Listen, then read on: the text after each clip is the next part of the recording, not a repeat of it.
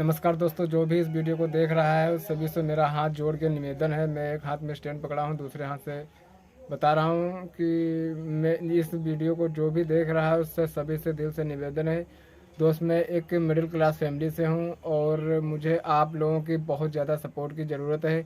जो भाई सपोर्ट करेगा ऊपर वाला उसको भी सपोर्ट करेगा।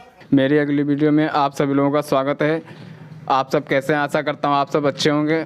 आज मेरी इस वीडियो में मैं आप लोगों को बताऊंगा कि आटा चक्की में कितनी बचत होती है हमारी, कितनी नहीं होती है, और आटा चक्की हमारी क्यों गर्म होती है, जल्दी गर्म होने का मेन कारण क्या है, और क्या क्या दिक्कतें होती हैं जिससे हमारा आटा जलता है। कम आटा का एवरेज तो देता है ठीक ठाक, लेकिन आटे में थोड़ी सी कमी आती है। कमी ये है कि आटा हमारा जल जाता है और उसमें जितना वज़न होता है उसमें करीब 1 कुंटल, अब अगर जो आप आटा गेहूँ पिसाई करते हैं तो 1 कुंटल में करीब 3 किलो या 2 किलो कम होता है।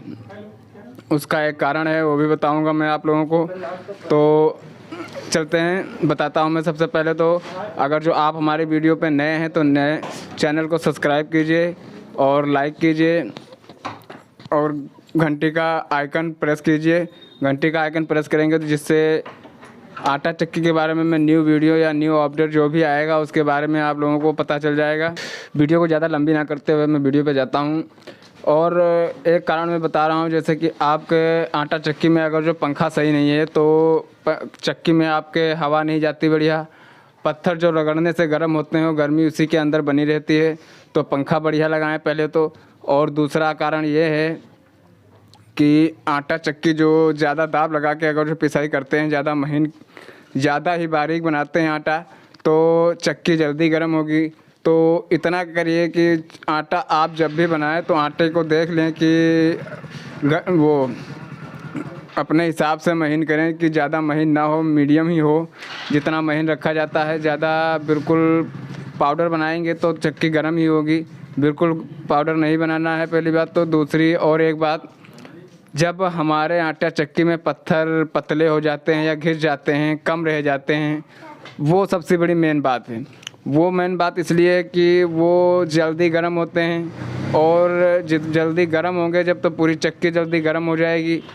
और जब भी हमारा गेहूँ पीसेंगे तो थोड़ा सा जब ज़्यादा गर्म होगी चक्की तो उसमें गर्माहट की वजह से आटा जलता है हमारा, तो आटा जलता है। और एक बात, जो हमारे गांव देहात में लोग हैं वो गेहूं को कम सुखाते हैं और जल्दी ही पिसाने के लिए ले आते हैं।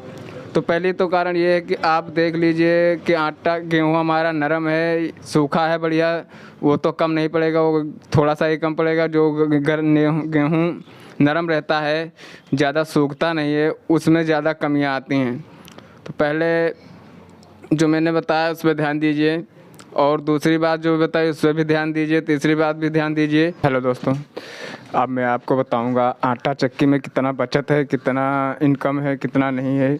आटा चक्की खाली, अगर जो आटा चक्की आप लगाते हैं और अपने इलाके के ही ले लीजिए, अगर जो आपका इलाका छोटा है और कई आटा चक्की लगी हैं तो आपको केवल आटा चक्की लगाने से नुकसान उठाना पड़ सकता है। खाली आटा चक्की में कोई बचत नहीं होती।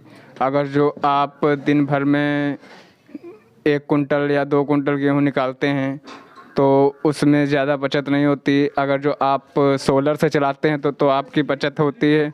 और सोलर की जगह आप अगर जो इंजन यूज करते हैं या मोटर वाला यूज करते हैं, बिजली वाला, तो उसमें भी थोड़ा कम ही बचत होगी। इंजन में तो, इंजन से अगर जो आप चलाते हैं तो बचत बिल्कुल नहीं होगी, क्योंकि जितना डीजल खाएगी दिन भर में, छोड़िए दिन भर में, काम पे है आपके ऊपर जितना काम आता है। अगर जो दिन भर में आपके पास 1 कुंटल आया या 2 कुंटल आया और उसके साथ में आप लेबर लगाते हैं, जो लगाने वाला दिहाड़ी मजदूर होता है, उसकी दिहाड़ी निकालिए और 2 कुंटल गेहूँ की पिसाई की आपने, तो उसमें डीजल जोड़िए, डीजल का खर्चा और लेबर चार्ज जो आप लगाएंगे, दोनों चीज़ों का अगर जो डीजल और लेबर चार्ज का निकाल दीजिए आप, 2 कुंटल पे आपका 2 रुपये किलो, 3 रुपये किलो पिसाई करते हैं। आप कितने रुपए किलो करते हैं आपके ऊपर निर्भर है। अगर जो हमारे इधर इलाके में 3 रुपये किलो चलता है। अगर जो दिन भर में हमने 1 कुंटल ही गेहूँ निकाला या 2 कुंटल गेहूँ निकाला तो दिन भर में हमारा सोच लीजिए 2 घंटे में 1 से 1.5 घंटे में निकल जाता है 2 कुंटल। अगर दिन भर में हमने इतना ही काम किया तो क्या किया दोस्तों। इसीलिए मैं बता रहा हूँ केवल आटा चक्की लगाने से आपका फ़ायदा नहीं होगा। आटा चक्की के साथ आप लगाइए, जैसे ये धान वाला मशीन लगाया हमने, इधर भी धान वाला मशीन है। इसमें से हम, ये मशीन है जो हमारा, इसमें से हम धान डालते हैं, धान से भूसी अलग करती है ये मशीन।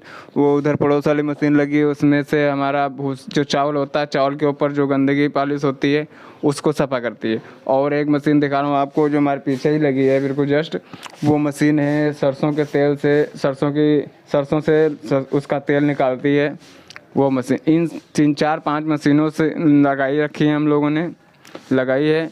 इन 4-5 मशीनों से हम काम करते हैं तो हमें अच्छा खासा इनकम हो जाता है दिन भर का। अगर जो केवल आटा चक्की को लेकर चले हम तो आटा चक्की बिल्कुल ना के बराबर चलती है हमारी, ज़्यादा काम नहीं आता आटा चक्की पे। आटा चक्की तो समझ लीजिए एक, क्या कहते हैं उसे, आम तौर पे रखा है कि हाँ कुछ काम आता रहे। केवल आटा चक्की से कमाई नहीं है दोस्तों हमारे यहाँ 3-4-5 मशीनें लगी हैं। इन सभी को मिला के जो कमाई होती है वो होती है केवल आटा चक्की लगाना।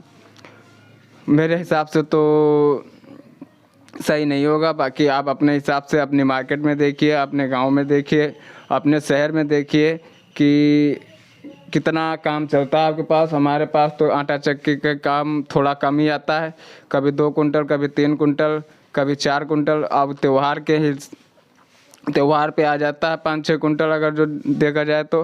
पर डे का काम हमारे लोगों का ज़्यादा नहीं है आटा चक्की वाला। पर डे का काम इन सारी मशीनों से ही चलता है।